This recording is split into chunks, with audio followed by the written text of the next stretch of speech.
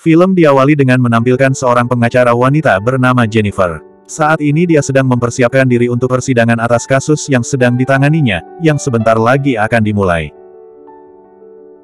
Dalam ruangan itu, ada juga teman dekat dari Jennifer yang bernama Nikki, dan seorang pria sesama pengacara yang bernama Dennis.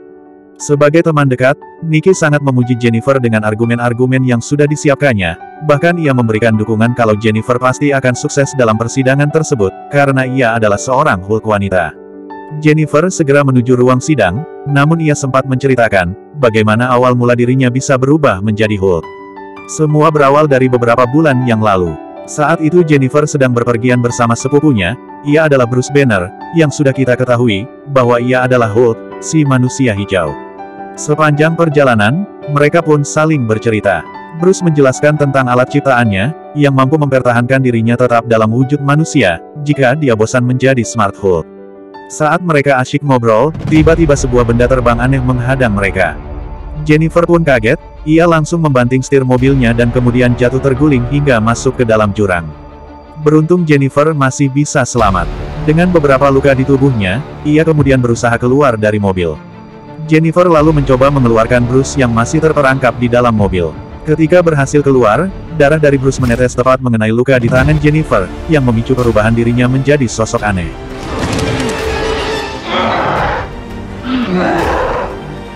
Jennifer yang ketakutan, kemudian berlari menuju hutan. Sementara itu, Bruce berubah menjadi Hulk, karena alat bantunya telah rusak akibat kecelakaan. Pada malam harinya, Jennifer terbangun dari pingsan dengan kondisi tubuh yang sudah kembali menjadi wujud manusia. Dengan kondisi berantakan, Jennifer berjalan mendatangi sebuah bar.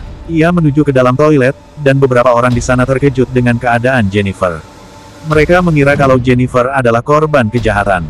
Mereka kemudian membantu membersihkan wajah Jennifer dan juga memberinya pakaian.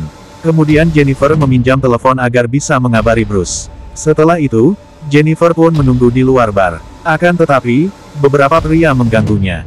Jennifer kemudian marah dan ia pun berubah menjadi Hulk dan akan menyerang para pria tersebut. Tiba-tiba ada sesuatu yang menabraknya. Keesokan harinya, ia terbangun di sebuah rumah pantai. Dia pun penasaran dan mulai berkeliling. Ia kemudian masuk ke sebuah ruangan. Di sana Jennifer melihat topeng Iron Man yang sudah rusak. Ia semakin penasaran, sampai akhirnya bertemu dengan Bruce Banner yang sekarang telah kembali dalam wujud Smart Hulk. Ternyata disinilah Bruce selama ini melakukan penelitiannya, sehingga ia bisa menyatukan pikirannya dengan tubuh dari Hulk, yang menciptakan kombinasi yang dikenal sebagai Smart Hulk. Bruce juga menjelaskan bahwa fasilitas laboratoriumnya ini dibangun atas bantuan dari Tony Stark, beberapa tahun yang lalu. Jennifer kemudian menanyakan tentang piring terbang yang menghadang mereka, sehingga menyebabkan kecelakaan kemarin. Smart Hulk kemudian menjelaskan, bahwa pesawat itu dikirim untuk menyampaikan pesan pada Bruce. Selanjutnya, Bruce fokus untuk mengajari Jennifer, bagaimana menjadi seorang Hulk. Bruce mulai menjelaskan bahwa Jennifer dan dirinya ternyata memiliki kombinasi faktor genetik yang langka, karena mereka bisa menerima sinar gamma tanpa terluka.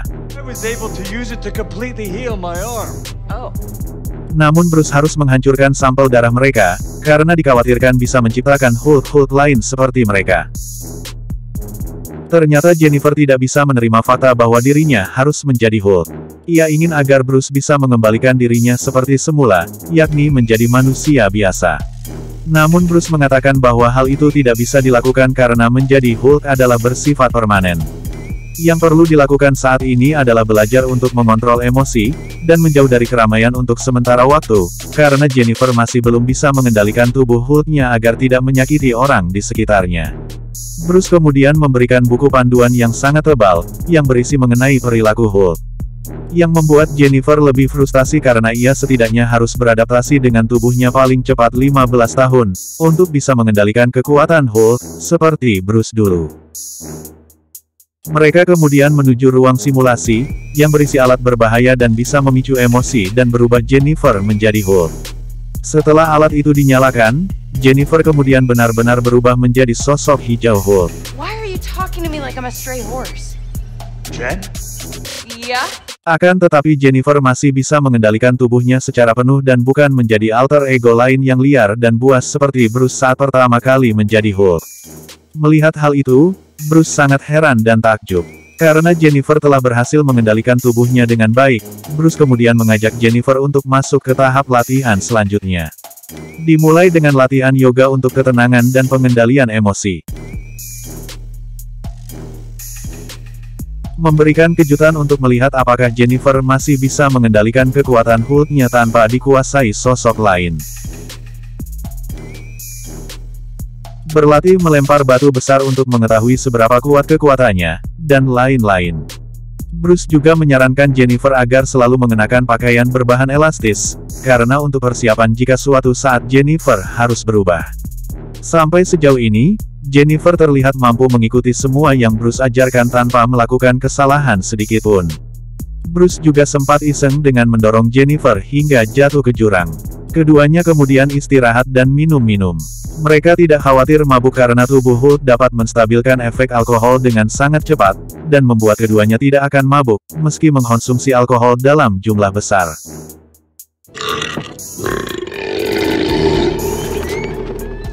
What else you gonna do as a Hulk?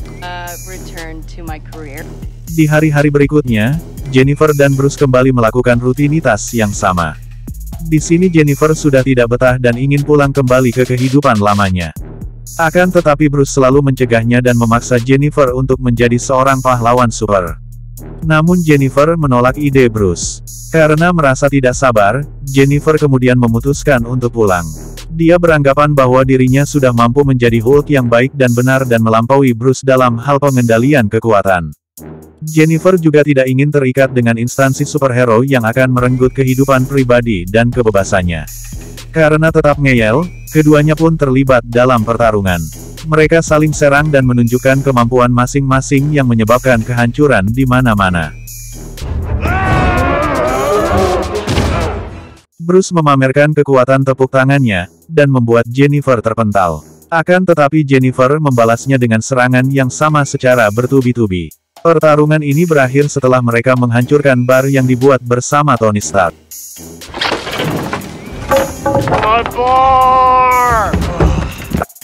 Akhirnya mereka berdamai dan memperbaiki bar itu bersama-sama. Setelah kejadian itu, Bruce mengizinkan Jennifer untuk pulang dan tidak lagi melarangnya. Kembali ke saat ini, Jennifer bersiap untuk menuju ruang sidang. Pada saat persidangan sedang berlangsung, tiba-tiba muncul sosok wanita yang mendobrak tembok. Nikki kemudian meminta Jennifer untuk berubah menjadi Hulk dan melawan wanita itu. Terjadi pertarungan yang sangat sengit di antara keduanya. Namun akhirnya Jennifer Hulk bisa mengalahkan wanita yang bernama Titania itu.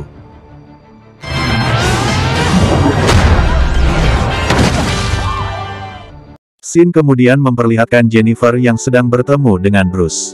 Jennifer sangat menyayangkan kematian Steve Rogers, padahal ia belum sempat memiliki kekasih. Namun Bruce menjelaskan bahwa sebenarnya Kapten Amerika itu sudah mempunyai kekasih di tahun 1943 silam. Ternyata kabar tentang munculnya Hulk wanita itu telah viral. Mereka memberitakan tentang seorang influencer yang bernama Titania, yang sedang menjalani persidangan atas kasus pelanggaran lalu lintas. Titania mengamuk hingga ke ruang sidang Jennifer, dan mengancam semua orang yang ada di sana. Saat itu Jennifer berhasil menyelamatkan para juri dalam sidang tersebut. Seorang saksi mata menceritakan dan menyebut Jennifer sebagai si Hulk, dan masyarakat umum sepertinya sangat menyukainya. Malam harinya Jennifer bersama Nikki sedang menuju ke sebuah bar yang sering mereka kunjungi. Pada saat Jennifer memasuki bar, semua pengunjung yang kebanyakan adalah para pengacara, bersorak dan memanggil nama si Hulk. Sebenarnya Jennifer merasa konyol dengan nama itu. Akan tetapi Nikki memberikan saran agar Jennifer berubah menjadi wujud si Hulk dan masuk ke dalam bar agar tidak mengecewakan para penggemarnya. Setelah Jennifer tampil dengan tubuh si Hulk, para pengunjung langsung menyambutnya. Ia kemudian minum segelas whisky. Tak lama kemudian, Dennis datang dan mengajaknya bicara. Sebenarnya Dennis adalah rival Jennifer di tempat firma hukum ia bekerja. Dennis mengatakan bahwa aksi Jennifer memamerkan kekuatannya dalam persidangan itu, hanya untuk mendapatkan perhatian dari masyarakat. Jennifer pun terkejut dengan pernyataan Dennis, karena dari sekian banyak orang, hanya dia yang bersikap sinis terhadapnya. Ketika Dennis menanyakan tentang dari mana asal kekuatan si Hulk, Jennifer pun tak menanggapinya. Kemudian Nikki datang dengan membawa minuman. Dia memuji Jennifer dan mengatakan bahwa Jennifer bisa menjadi seorang Avengers. You could be an Avenger. Do the Avengers offer healthcare? Namun Jennifer langsung menolak, karena dia benar-benar tidak tertarik untuk menjadi pahlawan super. Sejak awal, Jennifer sudah berniat untuk bersekolah dan mengambil jurusan hukum. Bahkan untuk biaya pendidikannya itu, dia harus berhutang. Semua itu rela ia lakukan demi cita-citanya menjadi seorang pengacara. Jennifer beranggapan bahwa superhero hanya berlaku untuk orang yang narsis dan miliarder. Jennifer menegaskan dia tidak tertarik menjadi pahlawan super apalagi seorang Avengers. Kemudian datanglah seorang pria menghampiri Jennifer. Pria itu meminta Jennifer agar mengubah kembali tubuhnya menjadi wujud manusia, karena ia ingin membahas hal yang serius. Jennifer menurutinya, namun dia sempoyongan karena efek dari alkohol yang diminumnya. Pria itu ternyata adalah bos di tempat firma hukum ia bekerja. Sang bos mengatakan bahwa akibat dari Jennifer yang berubah menjadi si Hulk dan menyelamatkan para juri, menyebabkan pihak lawan dari Jennifer di persidangan itu merasa keberatan. Mereka menganggap juri tak akan adil karena mereka sudah diselamatkan oleh Jennifer. Hal ini mengakibatkan persidangan itu dibatalkan. Dan sang bos pun harus memecat Jennifer karena ia tidak bisa memperkerjakan seorang superhero. Keesokan harinya, Jennifer terbangun dan menyadari bahwa dirinya telah dipecat. Tak putus asa, Jennifer segera melamar ke berbagai firma hukum yang mungkin membutuhkan pengacara. Akan tetapi, semua kantor yang ditujunya menolak lamaran kerja dari Jennifer, karena mengetahui tindakannya yang mengganggu kegiatan persidangan. Hal ini membuat Jennifer kepikiran dan merasa stres. Saat ini, dengan ditemani oleh Nikki, Jennifer pun mulai mencari lowongan pekerjaan di internet. Belum juga ia mendapatkan info lowongan, Jennifer pun mendapatkan pesan dari ibunya, bahwa dirinya diminta untuk pulang dan mengikuti acara makan malam bersama keluarganya. Hal ini membuat Jennifer semakin panik, karena dia khawatir kalau orang tuanya akan kecewa atas pemecatan itu. Ternyata orang tua Jennifer sudah mengatakan pada anggota keluarga yang lain, agar tidak menyinggung tentang pemecatan Jennifer. Karena mereka tak ingin membuat Jennifer malu dan patah semangat. Namun pada saat mereka berkumpul, sepupu Jennifer yang bernama Chad, justru menanyakan tentang pemecatan Jennifer. Chad! Tak sampai di situ saja, Chad juga menceritakan dirinya yang baru saja mendapat pekerjaan dengan posisi manajer. Hubungan Jennifer dan sepupunya itu, dari dulu memang kurang baik.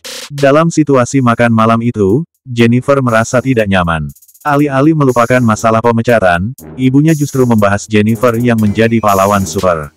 Ayahnya juga penasaran dengan anak panah milik Hawkeye, yang digunakan saat bertarung. Apakah panah itu kembali diambil atau dibiarkan tergeletak di jalanan? Semua anggota keluarga terlihat sangat tertarik dengan para tokoh superhero. Padahal Jennifer tak pernah tertarik sama sekali dengan dunia kepahlawanan itu. Saat ini, dia hanya bisa diam dan berharap semua cepat berlalu. Ayahnya yang sadar dengan kondisi Jennifer yang kurang nyaman, akhirnya mengajaknya pergi menuju sebuah ruangan. Ayahnya menanyakan tentang kabar Jennifer sebenarnya. Kemudian Jennifer pun menceritakan keadaan dan perasaannya saat ini pada ayahnya. Ia menganggap dunia tidak adil karena statusnya sebagai si Hulk. Dia memang menjadi terkenal, diberitakan di mana-mana, dan dianggap pahlawan karena sudah menyelamatkan banyak orang di persidangan itu. Akan tetapi, dia justru dipecat. Bahkan saat ini dia kesusahan mendapatkan pekerjaan sebagai seorang pengacara, karena statusnya sebagai si Hulk. Ayahnya pun mencoba menenangkannya, dengan mengatakan bahwa tindakan Jennifer sudah benar, karena telah menyelamatkan banyak orang. Kemudian ayahnya menyarankan agar Jennifer terus semangat dan ia pasti bisa melewati semua ini. Ayahnya juga membandingkannya dengan Hulk, yang pernah berkali-kali menghancurkan kota. Mendengar support dari ayahnya, Jennifer menjadi sedikit lebih lega. Jennifer kemudian membantu pekerjaan rumah keluarganya. Mulai dari memperbaiki roda mobil, membawakan galon air mineral, dan lain-lain. Setelah acara bersama keluarganya itu selesai, Jennifer kembali menuju bar untuk menenangkan pikiran. Tiba-tiba Holden Holloway datang menghampirinya untuk mentraktir minum. Ia adalah pimpinan dari kantor advokat GLK&H, yakni tim pengacara yang menjadi lawan Jennifer dalam persidangan sebelumnya. Holloway menawari Jennifer agar mau bergabung di firma hukum miliknya, karena ia tahu bahwa Jennifer saat ini telah dipecat dari pekerjaannya. Saat melawan Jennifer dalam persidangan, Holloway menyadari bahwa Jennifer bukanlah pengacara biasa. Berani melawan JLKNH bukanlah perkara yang mudah, namun Jennifer berani melakukannya. Setelah berpikir sejenak, Jennifer kemudian sepakat untuk mau bergabung. Ia menganggap ini adalah peluang yang bagus, karena semua kantor pengacara saat ini tak mau menerimanya. Jennifer mengajukan syarat bahwa ia sendiri yang akan memilih rekan kerjanya dalam menangani suatu kasus. Holloway pun menyanggupi itu, dan mulai kini ia adalah anggota dari tim pengacara JLKNH. Keesokan harinya, Jennifer berpakaian rapi dan menuju kantor JLKNH. Sambil berjalan, Holloway menjelaskan bahwa saat ini ia membentuk divisi baru yang dikenal sebagai Divisi Pahlawan Super. Hal ini dilakukan setelah melihat banyaknya kasus manusia super yang bermasalah dengan hukum. Dan Jennifer alias Si-Hulk dipilih sebagai wakil dari divisi ini. Holloway juga meminta Jennifer untuk menjadi Si-Hulk setiap kali memasuki kantor ini, dan juga ruang sidang. Dengan berpenampilan seperti itu, Jennifer tentu menjadi pusat perhatian. Sebenarnya dia merasa kesal dengan hal itu. Akan tetapi karena ini adalah perintah dari atasannya, Jennifer pun hanya bisa menurutinya saja. Jennifer kemudian mendapatkan ruangan kerja pribadi, dan Nikki sebagai partnernya. Ia juga disambut oleh seorang bernama Pop, yang menjadi rekan sesama pengacara di kantor ini. Setelah itu, Jennifer harus menangani kasus pertamanya, yakni pengajuan bebas bersyarat bagi Emil Blonsky alias Abominasi. Your first case is the parole of Emil Blonsky. Hal ini sangat mengejutkan bagi Jennifer, karena Blonsky adalah penjahat super yang pernah bertarung dengan Hulk. Tentu saja Jennifer menolak kasus ini. Namun Holloway mengatakan bahwa Blonsky sendiri yang meminta Jennifer untuk menjadi pengacaranya, karena ia tahu hubungannya dengan Bruce Banner. Upaya pembebasan bersyarat untuk Blonsky, tentu saja akan memicu kontroversi. Menyadari hal itu, Holloway pun memerintahkan Jennifer untuk menemui Blonsky secara langsung, agar bisa mengetahui bagaimana argumen dari calon kliennya itu. Kemudian Jennifer menuju sebuah penjara dengan tingkat keamanan yang sangat ketat.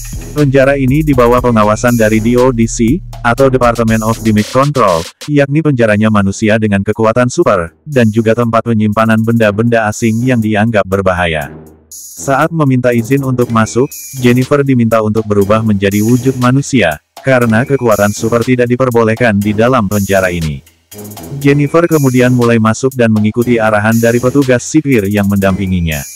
Jennifer juga diminta untuk menandatangani beberapa dokumen dan surat pernyataan yang ditetapkan penjara ini. Akhirnya Jennifer pun bertemu dengan Emil Blonsky. Ternyata Blonsky saat ini dalam wujud manusia, dan ini membuat Jennifer agak heran. Ketika Jennifer menanyakan hal itu, Blonsky pun menjelaskan bahwa dirinya sudah mampu mengendalikan kekuatannya dan memilih untuk tidak berubah menjadi Abomination. Blonsky sadar, kalau dulu dirinya memang memburu Hulk dan bahkan ingin membunuhnya. Akan tetapi, ia menegaskan bahwa hal itu bukan masalah pribadi. Karena saat itu Blonsky diperintahkan langsung oleh pemerintah Amerika untuk memburu Hulk. Dia diminta mengatasi ancaman dari Hulk dan ia pun siap menerima perintah itu karena menganggap tugasnya mulia dan bisa menyelamatkan orang-orang yang tidak berdosa. Apapun akan ia lakukan untuk Amerika, karena Blonsky adalah prajurit terhormat dengan banyak penghargaan. Akan tetapi, kenyataannya dia justru dianggap sebagai penjahat, apalagi saat itu ia diberikan serum Super Soldier dalam jumlah banyak, yang mengakibatkan Blonsky hilang kendali dan merusak kota Harlem. Ia merasa ada ketidakadilan hukum kepadanya, karena Hulk mendapatkan pujian setelah menyelamatkan manusia, sementara dirinya dikurung dalam penjara super ketat ini. With 7 soulmates that I met through the prison pen pal program that I wanted to. Blonsky juga mengatakan bahwa dirinya sudah punya 7 orang kekasih di luar sana, yang ia kenal dari program Sahabat Lena yang diikutinya di dalam penjara ini. Dan ia berencana ingin menjalani kehidupan baru dengan ketujuh belahan jiwanya tersebut. Setelah percakapan itu, Jennifer pun paham dengan maksud dan tujuan Blonsky. Akan tetapi Dewan Bebas bersyarat akan butuh bukti bahwa Blonsky menyesali perbuatannya. Namun hal itu sudah dipersiapkan oleh Blonsky dengan membuat banyak tulisan permintaan maaf kepada setiap korban dari perbuatannya dulu. Setelah dirasa cukup, Jennifer memutuskan untuk berpikir kembali dan mempertimbangkan untuk membantu Blonsky dalam usaha bebas bersyaratnya. Sesampainya di rumah, Jennifer langsung mengabari Bruce, bahwa saat ini dia sudah mendapatkan pekerjaan. Namun kabar buruknya adalah ia harus menjadi pengacara untuk Emil Blonsky, yakni musuh dari Hulk. Namun di luar dugaan, Bruce justru merasa senang karena Jennifer bisa kembali bekerja dan memintanya untuk mengambil kasus Blonsky. Ia merasa bahwa kejadian pertarungan melawan Blonsky sudah terjadi sangat lama dan dia sudah melupakannya. Bahkan Blonsky sudah mengirimkan pesan permintaan maaf kepada Bruce beberapa waktu yang lalu, sehingga Jennifer tak perlu mengkhawatirkan perasaannya. Tiba-tiba sinyal telepon mereka terputus. Ternyata saat ini Bruce sedang berada dalam pesawat Sakar, yakni pesawat yang sempat menghadangnya beberapa waktu yang lalu. Jennifer merasa senang, karena Bruce juga mendukung langkahnya ini. Ia pun mengabari atasannya, bahwa dirinya bersedia menerima kasus Emil Blonsky. Dia juga sudah memiliki strategi agar bisa menang di persidangan nanti. Akan tetapi, atasannya itu menyuruh Jennifer untuk segera melihat berita di televisi. Ternyata telah beredar video amatir yang menampilkan Abomination telah kabur dari penjara dan terlihat sedang melakukan pertarungan dalam sebuah ring. Hal ini tentu saja membuat Jennifer jengkel, karena klien yang akan ditanganinya justru kabur dari penjara. Setelah melihat berita itu, Jennifer bergegas kembali ke penjara. Ternyata Blonsky masih ada di sana. Jennifer pun ingin meminta penjelasan, kenapa Blonsky keluar dari penjara secara diam-diam, bahkan sampai terekam kamera, yang tentu saja hal ini bisa memberatkan upaya bebas bersyarat yang akan diajukan. Blonsky menjelaskan, bahwa dirinya dipaksa keluar dari penjara oleh seseorang, dan setelah selesai dengan orang itu, Blonsky memilih untuk kembali ke dalam penjara dengan sukarela. Jennifer menanyakan, siapa orang yang mampu membebaskan Blonsky dari penjara super ketat ini? Ia menjawab bahwa pelakunya adalah seorang Sorcerer Supreme, yang bernama Wong. Setelah pulang dari penjara, Jennifer meminta Nikki untuk mencari informasi tentang Wong. Dan diketahui, bahwa Wong adalah penjaga perpustakaan di Nepal, yang juga seorang Sorcerer Supreme atau penyihir tertinggi, yang tinggal di New York. Dengan segera, Jennifer meminta Nikki untuk mencoba menghubungi Wong dan mengundangnya bertemu di kantor GLKNH. Jennifer bermaksud untuk menjadikan Wong sebagai saksi, karena dirinya adalah pelaku utama pelarian Emil Blonsky dari penjara, yang mungkin akan menghalangi upaya bebas bersyaratnya. Berita tentang upaya pengajuan bebas bersyarat Blonsky yang sedang ditangani Jennifer pun mulai viral dan menimbulkan kontroversi di masyarakat. Bahkan seorang jaksa bernama Gideon Wilson, mengaku sangat cemas setelah mengetahui Abomination yang dulu dipenjarakannya, sekarang akan mengajukan bebas bersyarat. Kabar itu pun sampai ke Jennifer, tapi ia tidak mau memikirkannya. Beberapa saat kemudian, Holloway memanggilnya karena ingin membicarakan sesuatu. Setelah masuk ke ruangan bosnya itu, Jennifer kaget karena ternyata Dennis, teman sekantornya yang dulu sudah berada di sana. Ternyata Dennis meminta bantuan karena ia sedang menghadapi kasus yang berhubungan dengan superhero. Jennifer dihadirkan karena dia adalah ketua dari divisi Superhuman. Namun Dennis terlihat kurang nyaman, karena dulu Jennifer adalah saingannya di kantor firma hukum sebelumnya. Pada awalnya Holloway menawarkan kasus ini kepada pengacara wanita bernama Mallory Book. Namun wanita itu menolak, karena Dennis justru merayunya. Kemudian sebagai ganti, Holloway kemudian menunjuk Hawk menjadi pengacara Dennis dalam kasus ini. Holloway menjelaskan, bahwa Dennis baru saja ditipu oleh mantan pacarnya.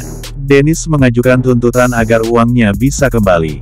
Dia sudah membelikan banyak perhiasan, tiket liburan, dan membayar cicilan mobil mantan pacarnya itu. Alasan Dennis meminta bantuan dari GLKNH, adalah mantan pacarnya itu ternyata dari spesies peri cahaya dari New Asgard, yang mampu meniru wujud siapapun. Dan peri itu meniru wujud Megan Thee, yakni seorang penyanyi rap terkenal, yang sering memenangkan penghargaan Grammy. Mendengar hal itu, Jennifer langsung tertawa, karena begitu mudahnya Dennis ditipu mantan pacarnya. Tiba-tiba saja, Wong muncul di hadapan mereka untuk bertemu dengan Jennifer, sesuai dengan undangan Nikki. Keduanya kemudian pergi ke ruangan Jennifer. Wong mengatakan, semua yang dikatakan Blonsky adalah benar. Semua itu karena Wong membutuhkan lawan tanding yang kuat untuk latihan kekuatan Sorcerer Supreme yang baru. Menurut Wong, Abomination adalah lawan yang tepat. Wong kemudian meminta agar Blonsky dibebaskan dan tidak lagi dipenjara. Namun Jennifer menjelaskan, bahwa dia hanyalah seorang pengacara. Keputusan bebas atau tidak, semua berada di tangan Dewan Bebas Bersyarat. Wong pun menawarkan cara licik agar Abomination bisa bebas, yakni ia akan memindahkan para dewan menuju Mirror Dimension atau Shadow Dimension agar memudahkan dalam pembebasan Blonsky. Namun Wong tidak akan menghapus ingatan para dewan, karena itu tidak etis dan justru hasilnya bisa kacau. Not erasing everyone's memories, not again. That's not what I was thinking. That is highly... Namun Jennifer hanya mengharapkan kehadiran Wong dalam acara persidangan bebas bersyarat dari Emily Blonsky, dan menjelaskan apa yang sebenarnya terjadi dalam aksi kaburnya Abomination beberapa waktu yang lalu. Sementara itu, Fox sebagai pengacaranya, mulai mengumpulkan data dan informasi untuk bahan pembuatan laporan Dennis. Banyak hal ditanyakan, termasuk nominal uang yang sudah Dennis keluarkan untuk mantan pacarnya. Dennis mengakui bahwa dirinya sudah menghabiskan uang sebesar 2,5 miliar untuk mantan pacarnya itu. Karena dirasa cukup, Fox mempersilahkan Dennis untuk pergi, dan ia akan mengabarinya setelah berkas-berkas tuntutan telah selesai disusun. Dennis pun bergegas pergi meninggalkan ruangan. Namun tak lama kemudian, tiba-tiba Dennis kembali masuk ruangan. Ia ingin membatalkan kasusnya. Dennis menjelaskan, dia memberikan uang itu karena memang kesalahannya, akan tetapi ia merasa malu jika hal ini sampai diketahui publik. Namun Pop merasa ada yang janggal dengan Dennis dan ia pun mulai curiga. Dan ternyata benar, ia bukanlah Dennis, melainkan Runa, si peri cahaya yang sudah menipu Dennis. Runa bermaksud untuk menggagalkan rencana tuntutan atas dirinya oleh Dennis. Setelah ketahuan, ia pun melarikan diri. Saat ini Jennifer kembali menuju penjara, karena persidangan Blonsky akan diadakan di sana. Ketika sampai, Jennifer pun langsung disambut oleh para wartawan. Tanpa mempedulikan mereka, Jennifer langsung bergegas masuk. Para wartawan itu sengaja memberitakan isu-isu miring tentang Jennifer, bahwa dirinya ditolak untuk bergabung bersama Avengers. Jennifer segera menemui Blonsky, dan memastikan bahwa kliennya telah siap mengikuti persidangan. Blonsky sendiri mengaku sudah sangat siap dan bahkan ia telah menghadirkan ketujuh pacarnya yang sempat dibicarakan beberapa waktu lalu. Sidang pun dimulai. Sampai saat ini, para dewan merasa Blonsky belum layak untuk kembali ke masyarakat, terlebih lagi karena video yang baru-baru ini tayang dan viral. Jennifer kemudian mengatakan bahwa dirinya memiliki saksi yang bisa menjelaskan kenapa Blonsky bisa keluar dari penjara. Akan tetapi Wong belum juga datang, dan membuat Jennifer cemas. Jennifer pun mempersilakan Blonsky agar menyampaikan argumennya sendiri, sambil menunggu kehadiran Wong. Blonsky mengaku sangat menyesal dan malu dengan apa yang sudah dilakukannya di masa lalu. Dia merasa sangat bersalah terhadap semua orang yang sudah menjadi korbannya. Dia juga menerima dengan ikhlas atas hukuman yang sudah dia jalani. Jennifer berupaya meyakinkan para dewan, ia mengatakan bahwa Blonsky saat ini adalah pria yang sangat berbeda, jauh lebih baik dari sebelumnya. Jennifer juga menyampaikan rencana Blonsky apabila ia bisa bebas bersyarat, yakni ia akan membangun properti meditasi yang sangat berguna bagi orang-orang yang membutuhkannya. Semua upayanya itu didukung 7 pacarnya, yang siap memberikan modal dan uang pada Blonsky. Dilanjut kesaksian dari para pekerja di penjara ini, yang diharapkan bisa meyakinkan para dewan bahwa Blonsky memang sudah berubah. Semua bercerita, bahwa Blonsky merubah lingkungan penjara menjadi lebih baik. Dia mengajari narapidana yang buta huruf untuk membaca, mengamankan perpustakaan yang biasanya menjadi tempat berkelahi dan mengajari membuat minuman herbal, daripada mengkonsumsi alkohol. Akan tetapi, para saksi itu tidak ada yang bisa meringankan tindakan Blonsky yang kabur dari penjara. Jennifer yang sudah sangat cemas, akhirnya bisa bernafas lega, karena Wong sudah datang. Wong kemudian memberikan kesaksian, bahwa dirinya lah yang mengeluarkan Blonsky dari penjara, karena ada urusan dengan Abomination.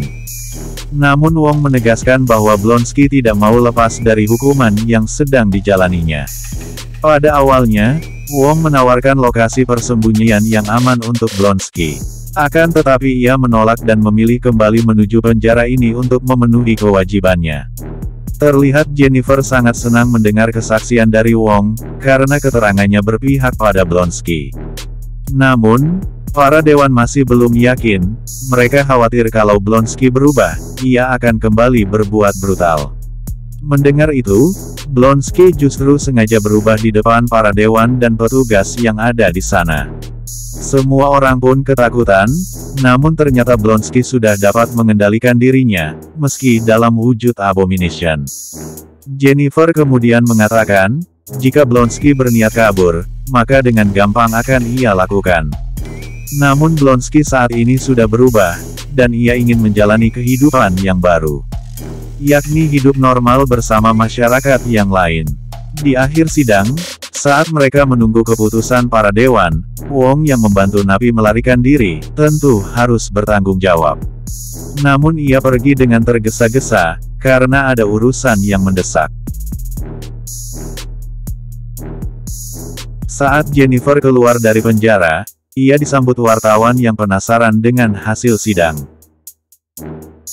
Di tempat lain, Dennis bersama Pok sedang menjalani persidangannya. Di sana juga terlihat mantan pacar Dennis, yakni Runa, beserta pengacaranya. Pengacara wanita itu mengatakan bahwa Runa adalah seorang keturunan diplomat dari New Asgard, yang artinya ia mempunyai hak imunitas, dan meminta agar kasus ini tidak dilanjutkan. Akan tetapi hakim mengatakan bahwa di sini bukan New Asgard, jadi proses sidang akan tetap berlanjut. Pengacara Pok kemudian mulai membacakan tuntutan di mana Dennis sudah ditipu oleh Runa yang menyamar menjadi wanita lain dan sekarang Dennis menuntut kompensasi.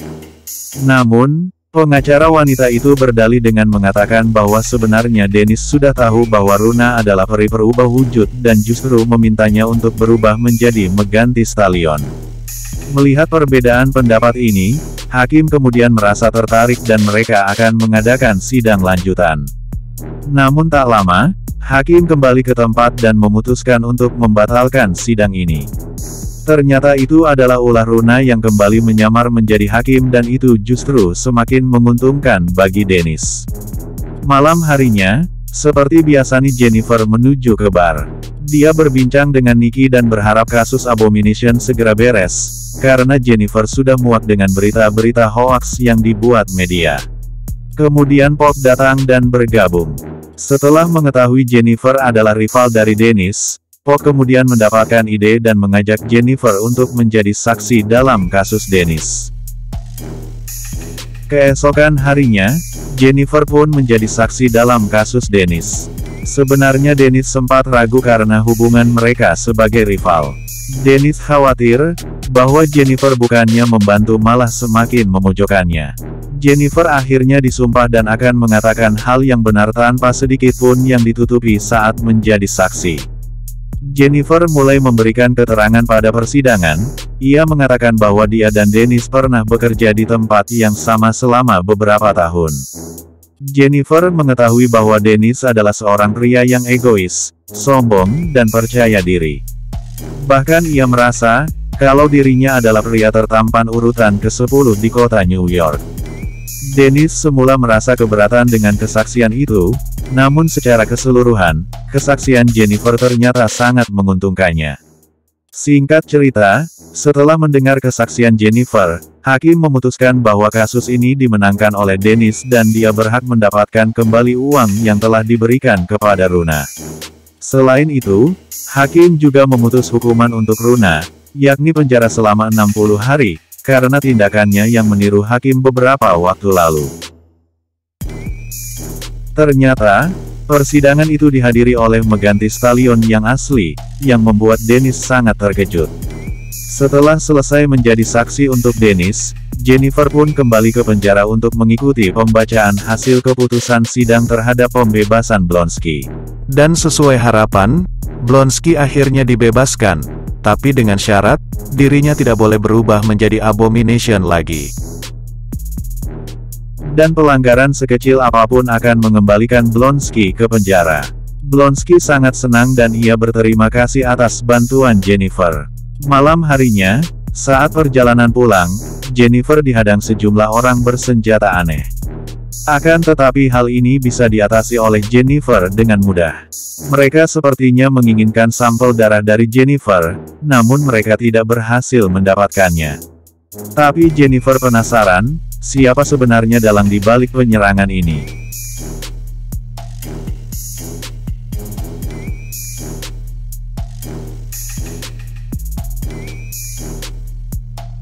Pada esok harinya, Megan Thee Stallion yang asli menemui Jennifer. Dia sepertinya membutuhkan bantuannya untuk sebuah kasus. Selesai tanda tangan kontrak, keduanya kemudian menari bersama. Di tempat lain, terlihat seorang pesulap dengan penampilan yang sangat kurang menarik. Semua atraksinya tak bisa membuat penonton senang, bahkan semua triknya gagal. Pada aksi berikutnya, dia memanggil satu sukarelawan untuk naik ke atas panggung. Di depan wanita itu, pesulap hitam kemudian mengubah warna bunga mawar yang semula putih menjadi merah. Menurutnya, trik ini sangat keren, namun tidak dengan penonton yang tetap merasa bosan dan tidak terhibur. Untuk terakhir kali, atasannya kemudian meminta pesulap hitam untuk melakukan trik pamungkasnya.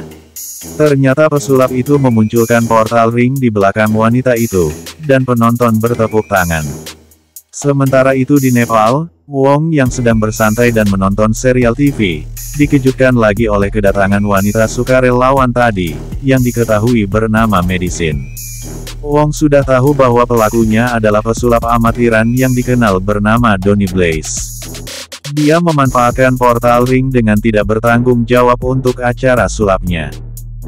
Hari ini ayah Jennifer mampir dan mengatakan bahwa ia sudah meningkatkan sistem keamanan di rumah Jennifer. Mulai dari alarm, CCTV, membeli semprotan merica, bahkan sudah membuat lubang jebakan. Hal ini dilakukan karena sang ayah mengetahui Jennifer telah diserang orang jahat beberapa waktu yang lalu dan ia tak akan tinggal diam. Namun Jennifer menganggap ayahnya berlebihan dan lupa bahwa anak perempuannya adalah Sehul. Jennifer meminta ayahnya untuk tak perlu panik dengan kejadian penyerangan kemarin. Kemudian Jennifer pergi bekerja, dan setelah sampai di kantor, dia melihat semua list yang harus dikerjakan hari itu. Namun Jennifer melewati semua dan memutuskan untuk membuat akun pencarian jodoh, karena dia ingin punya pacar. Tiba-tiba Wong datang dan membutuhkan bantuan Jennifer dalam sidang kasus melawan pesulap hitam. Wong kemudian bercerita, dia mengenal seorang pria bernama Donny Blaze. Ia adalah mantan murid dari perguruan sihir yang dikelola Wong. Tetapi Donny Blaze diusir setelah 1 minggu belajar karena melanggar aturan di sana.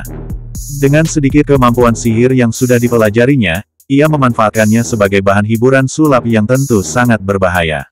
Wanita relawan pada aksi sulap Donny Blaze itu mengaku, bahwa ia sudah berpindah ke banyak tempat, bahkan sampai ke kawah gunung berapi. Dia juga nyaris tewas jika tidak ditolong kambing mistis yang meminta 6 tetes darahnya sebagai upah. Hal seperti itulah contoh bahaya yang dimaksud oleh Wong, karena Donny tidak memahami dasar-dasar portal antar dimensi. Sihir ini bahkan bisa mengurai materi dan alam astral.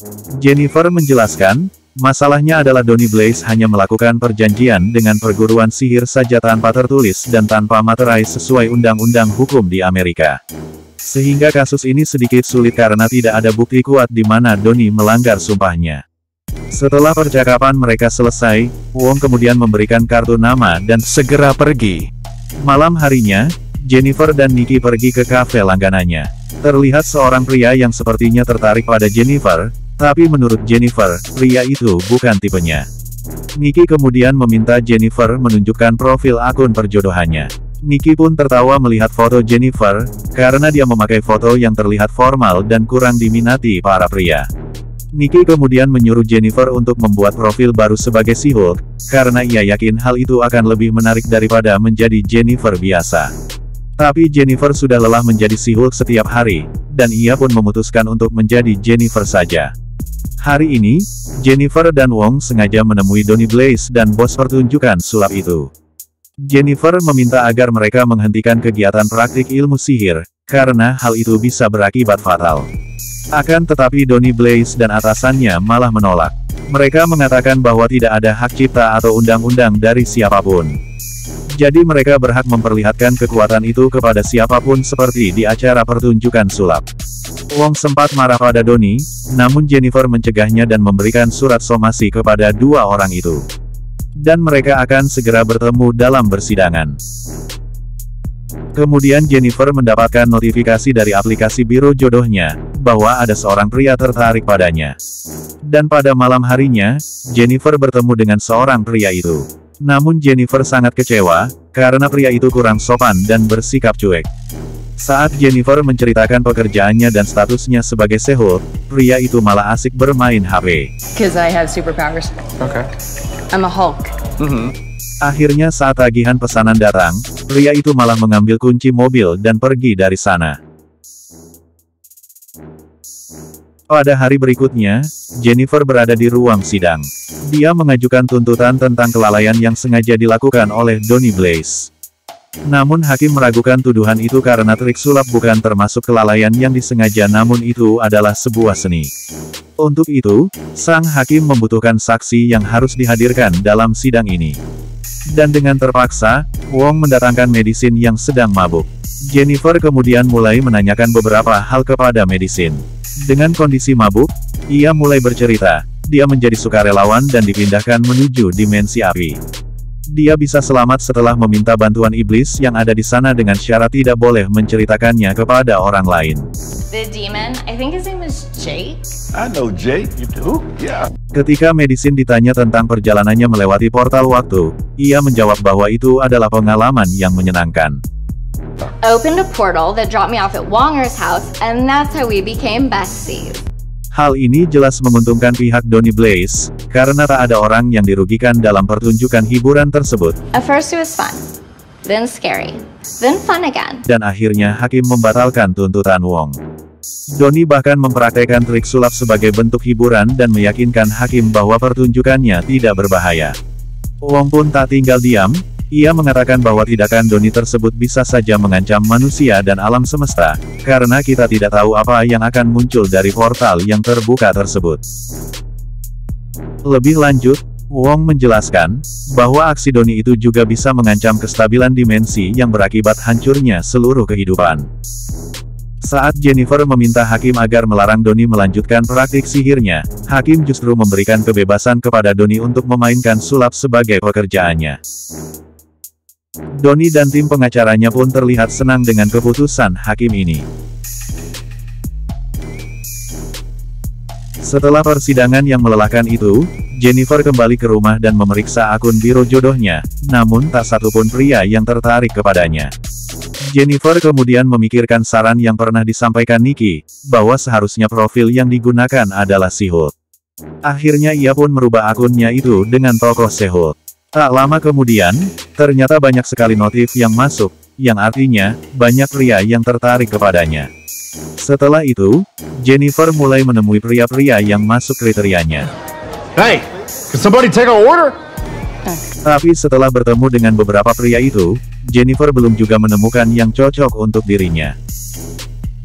Akhirnya Jennifer menemui seorang yang sepertinya cocok dengannya. Pria tersebut berbicara dengan sopan dan Jennifer kemudian langsung terpesona dan mengajaknya pulang ke rumah. Sementara itu, Donny yang telah mendapat izin untuk aksi sulapnya, kembali mengadakan pertunjukannya. Ia memanggil seorang wanita dan memunculkan portal di belakangnya. Akan tetapi, wanita itu merasa bosan dengan trik itu. Ia pun tidak mau masuk ke dalam portal. Akhirnya Donny mencoba trik lain, yakni memunculkan merpati dari dimensi lain dan kemudian bertelur tepat di tangan wanita tersebut. Tak lama kemudian, telur itu menetas dan menjadi bayi opet kecil. Namun dengan cepat bayi opet itu berubah menjadi monster mengerikan, dan dengan sigap Donny membuka portal untuk mengembalikannya. Akan tetapi ia lupa menutup portal itu yang menyebabkan munculnya opet-opet lain dalam jumlah yang banyak. Donny pun kebingungan dan mengabari Wong untuk meminta bantuan.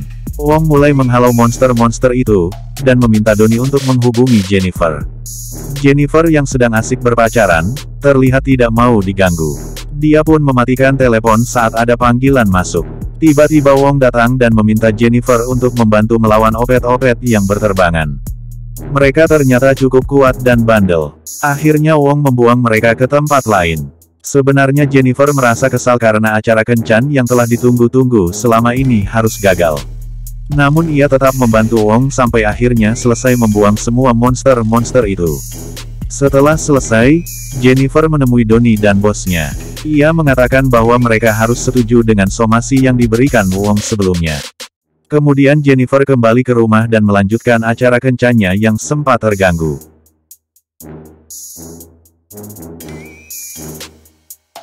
Keesokan paginya, Jennifer bangun dengan wujud manusia. Dia membuat jus jeruk dan sarapan untuk dirinya dan pacarnya. Akan tetapi, pria itu menolak setelah melihat wujud asli dari Jennifer. Ternyata pria tersebut tertarik kepada sosok Se-Hulk, tapi tidak pada Jennifer sebagai manusia biasa. Kemudian terdengar suara ketukan pintu. Jennifer mengira itu adalah pacarnya. Akan tetapi setelah pintu dibuka, ternyata seorang kurir yang memberikan dokumen dari Titania. Dia menuntut Jennifer karena ia menyalahi hukum dagang dengan memakai nama She-Hulk. Jennifer bingung karena ia merasa nama She-Hulk adalah miliknya. Namun si kurir menjelaskan bahwa Titania lebih dulu mendaftarkan paten nama She-Hulk itu menjadi miliknya. Dan sekarang Titania melakukan gugatan hukum kepada Jennifer. Di tempat lain, Wong sedang santai bersama Medicine. Mereka terlihat sangat akrab dan saling bercerita. Wong juga menceritakan tentang jenis minuman yang membuat Medicine penasaran, yakni campuran vodka dan susu yak, sejenis sapi yang hidup di Tibet dan Himalaya. Medicine pun tak sabar untuk mencobanya. Saat Jennifer sedang memasak, ia dikejutkan dengan tayangan iklan di televisi. Terlihat Titania sedang mempromosikan produk skincare miliknya dengan menggunakan merek She-Hulk. Ternyata Titania benar-benar telah mematenkan nama She-Hulk sebagai merek dagang produk perawatan kecantikan miliknya. Sepertinya Titania sangat serius dalam memasarkan skincare-nya. Karena selain di televisi, ia juga memasang iklan pada reklame besar di pinggir jalan, sponsor di acara podcast dan lain-lain. Kemudian sepupu Jennifer yang bernama Chad terlihat datang dan membawa banyak produk She-Hulk dan meminta Jennifer untuk menandatanganinya, yang selanjutnya akan ia jual lagi. Ia yakin produk itu bisa dijual lebih mahal jika ada tanda tangan She-Hulk asli. Jennifer jelas menolaknya, dan semakin risih menghadapi keadaan ini. Hari ini Titania mengadakan acara launching produk skincare-nya. Jennifer yang ditemani Nikki, memutuskan untuk mendatangi Titania di lokasi acara. Lokasi itu sangat ramai karena Titania memang dikenal sebagai influencer yang memiliki banyak follower. Jennifer dan Nikki sempat berkeliling untuk melihat-lihat beberapa produk kecantikan yang dipamerkan di sana. Kemudian Jennifer langsung memotong antrian untuk berbicara dengan Titania yang datang untuk memberikan tanda tangan kepada penggemarnya. Jennifer meminta agar Titania berhenti menggunakan nama She-Hulk karena nama itu adalah miliknya. Namun Titania beranggapan bahwa dialah yang pertama kali mendaftarkan nama itu sehingga She-Hulk adalah miliknya. Tiba-tiba seorang penggemar Titania meminta Jennifer untuk memotret mereka. Jennifer sangat tidak nyaman dengan ulah Titania ini. Meskipun pada awalnya ia kurang suka saat orang-orang memanggilnya She-Hulk, akan tetapi saat ini ia sudah bisa menerima itu nama She-Hulk. Namun tiba-tiba ia harus kehilangan nama itu gara-gara Titania.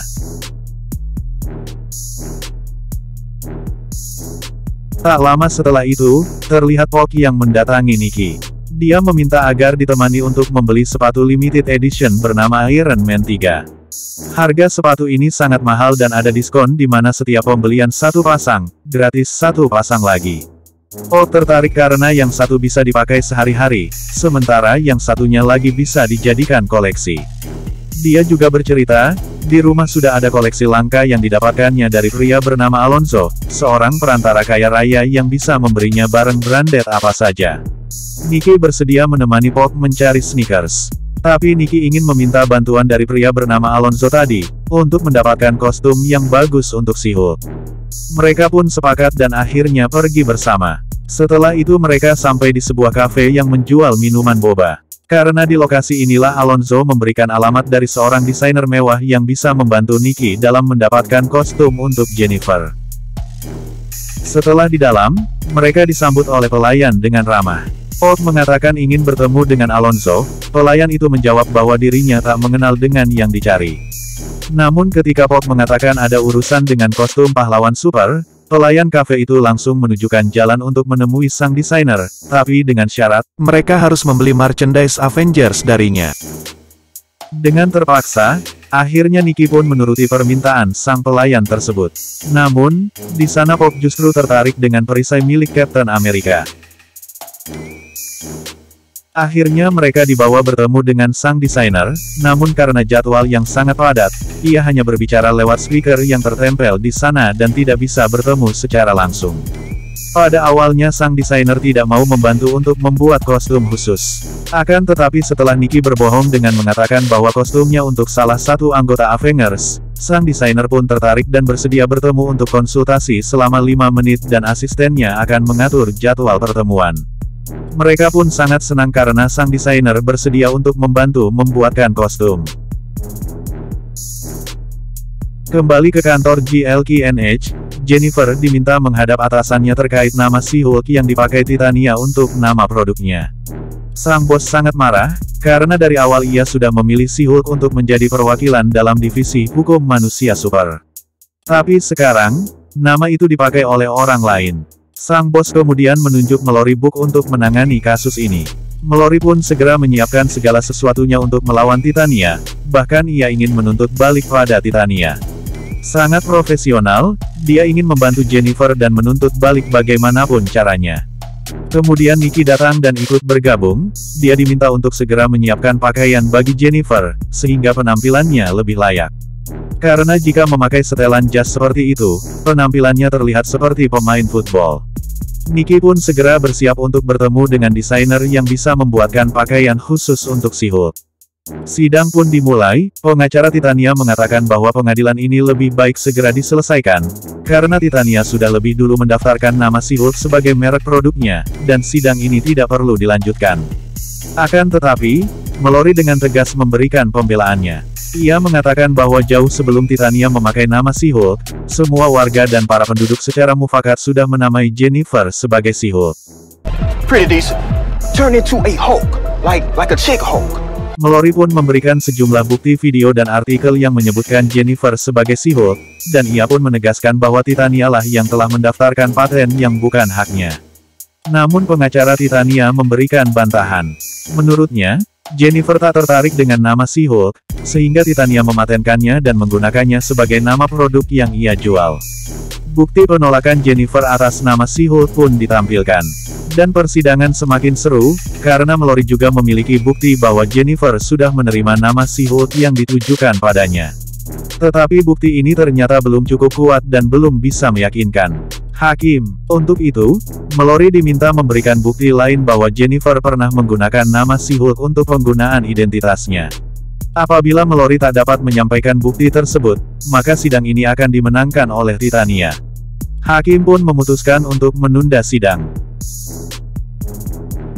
Saat ini Nikki dan Jennifer sedang menemui sang desainer. Namanya adalah Luke Jacobson, dia adalah desainer khusus kostum superhero. Namun Luke merasa tidak mengenal anggota Avengers seperti She-Hulk. Kemudian Nikki mencoba menjelaskan bahwa She-Hulk adalah sepupu dari Bruce Banner dan nanti ia pasti akan bergabung dengan Avengers juga. Mendengar penjelasan itu, Luke merasa tertarik dan menanyakan, kostum model apa yang diinginkan oleh Jennifer. Luke mengatakan bahwa semua kostum rancangannya sudah tersertifikasi, kuat digunakan saat pertempuran, anti peluru, anti air, api dan lain-lain. Akan tetapi Jennifer tidak ingin kostum untuk bertarung, ia hanya ingin setelan yang bisa dipakai untuk bekerja sebagai pengacara. Kostum yang muat bisa dipakai dalam wujud Jennifer maupun She-Hulk. Mendengar itu, Luke sempat kecewa karena permintaan Jennifer yang biasa saja dan tidak seperti superhero lain. Kemudian Jennifer menunjukkan perubahan wujudnya pada Luke. Dan setelah itu, Luke akhirnya mau karena merasa tertantang, begitu melihat transformasi perubahan wujudnya. Luke akhirnya membuatkan kostum yang bisa melar mengikuti perubahan tubuh She-Hulk. Kemudian, Jennifer dan Nikki kembali ke kantor. Jennifer sempat kaget, karena di sana ia melihat Todd, pria yang sempat berkencan dengannya. Ternyata, dia sedang dalam kasus tertentu dan membutuhkan bantuan dari Mallory untuk menangani kasusnya. Saat makan siang, Jennifer kembali membahas kencannya yang berantakan dari Jennifer.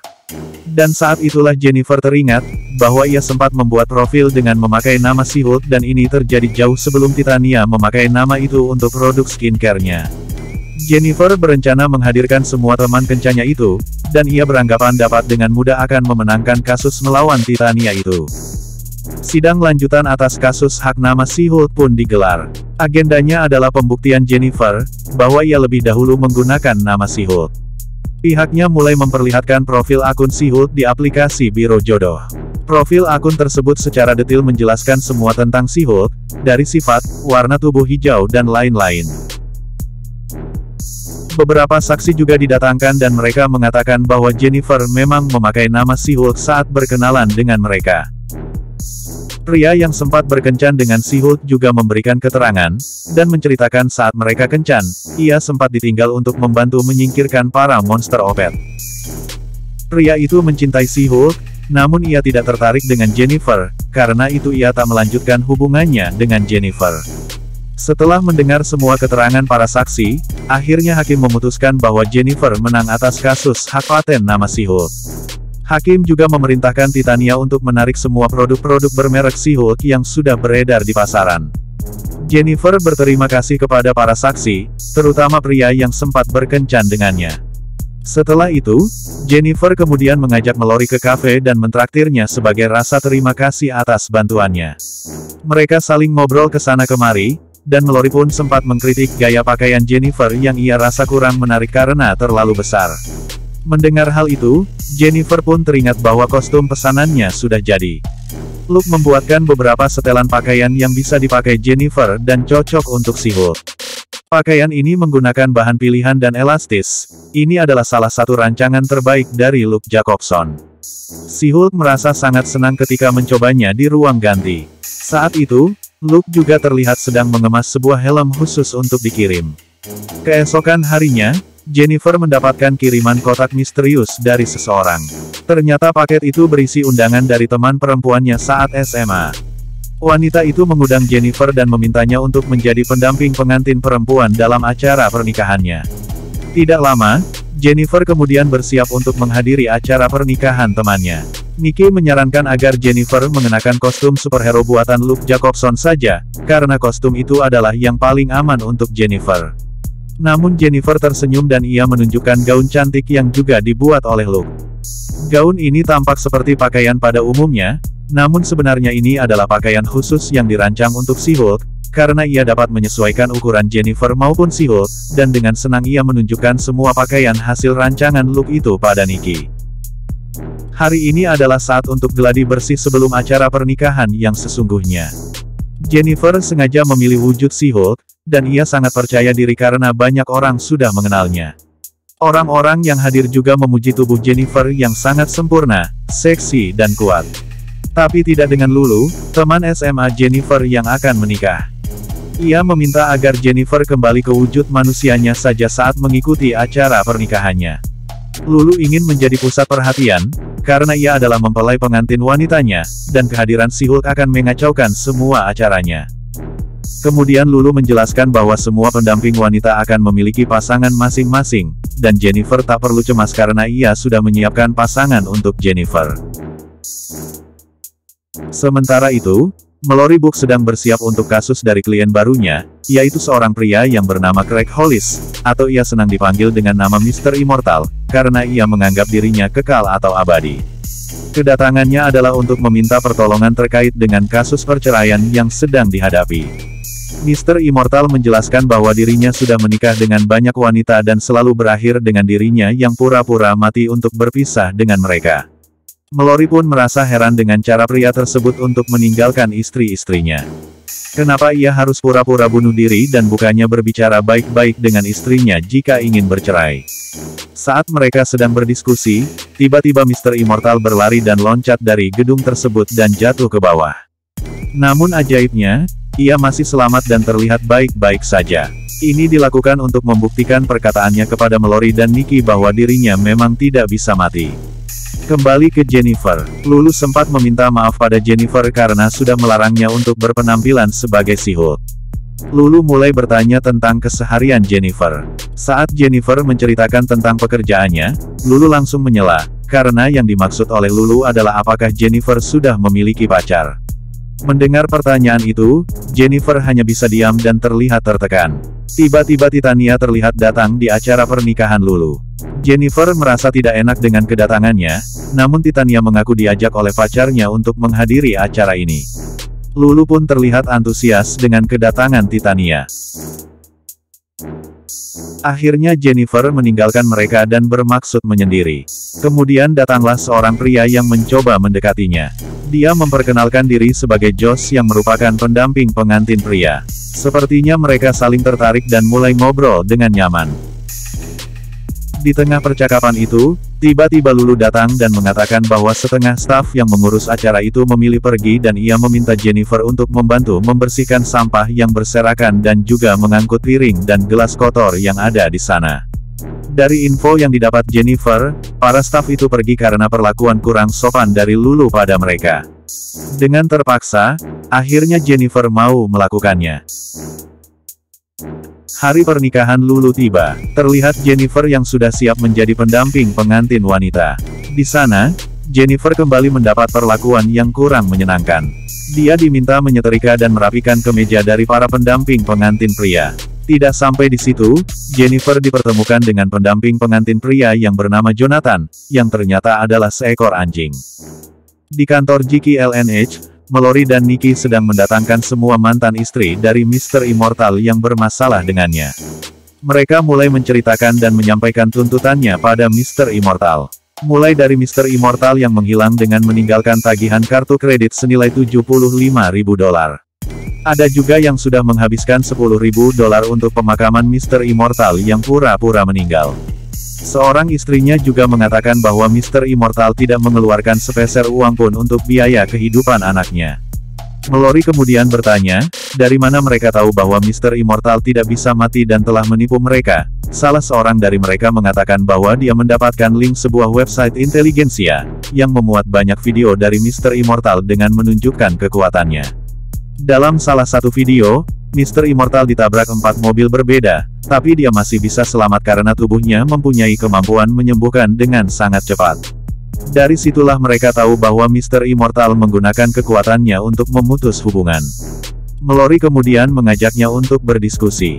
Di sini akhirnya diketahui bahwa selain memalsukan kematiannya, Mr. Immortal juga memalsukan identitasnya. Saat menemui Mallory, ia mengaku bernama Craig Hollis. Namun di depan mantan-mantan istrinya, dia bernama Paul, Roger, dan lain-lain. Menurut Mallory, para mantan istrinya bisa saja mempidanakan tindakan Mr. Immortal, namun ia masih beruntung karena hal itu tidak mereka lakukan. Mallory kemudian berjanji akan membereskan semua masalahnya dan mencari kesepakatan untuk setiap mantan istri dari Mr. Immortal. Akhirnya mereka memutuskan bahwa Mr. Immortal akan mengganti semua kerugian mantan istrinya. Karena dia masih memiliki saham Apple yang dibelinya pada tahun 1981. Ia juga masih mempunyai warisan berupa emas yang banyak dari istri pertamanya yang sudah meninggal, dan itu bisa digunakan untuk mereka secara rata.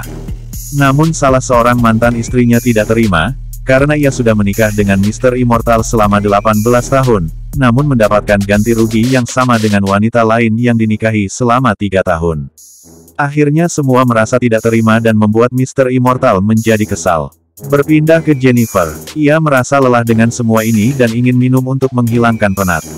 Tapi ternyata, minuman di acara pernikahan itu harus membayar.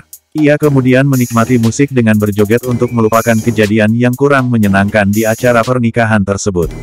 Sementara itu, Mallory dan Nikki sudah menemui kesepakatan antara Mr. Immortal dan para mantannya dalam mendapatkan ganti rugi.